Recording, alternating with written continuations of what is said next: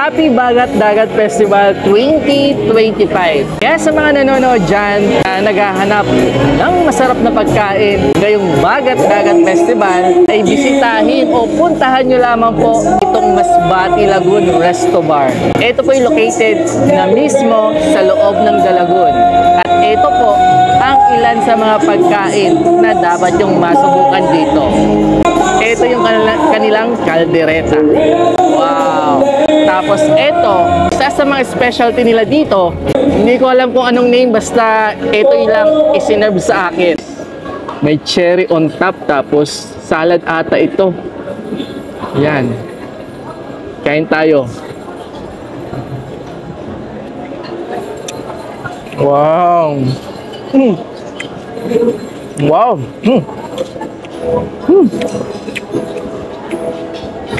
Sobrang sarap nito, guys. Ito talaga yung perfect at magandang pang-appetizer. Yan, oh. Salad.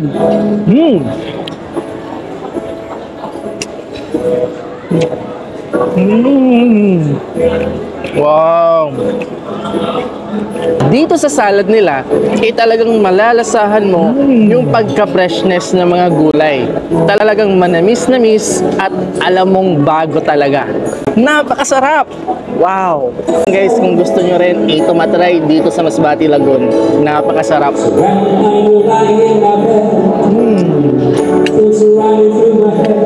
Wow! The best! At guys, dito sa loob, meron sila ditong bar para sa mga gusto mag-order ng mga alcoholic drinks. At ito nga, ito yung bago dito sa likod ko. Kung makikita nyo, meron na sila ditong Kopiko. Kaya sa mga mahilig magkape dyan, mapahat or ice, ay meron po dito. Available yung mga paborito ng mga coffee. Yan. Napakaganda pa ng design at ambience kapag dito kayo nagkape.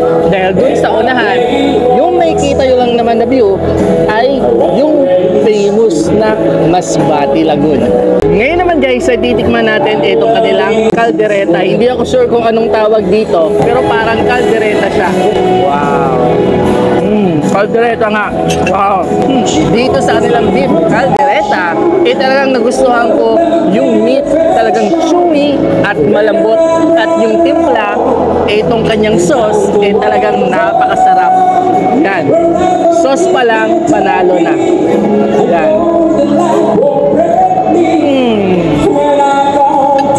Napakasarap talaga magluto ng chef dito sa Masbate Lagoon Resto Bar.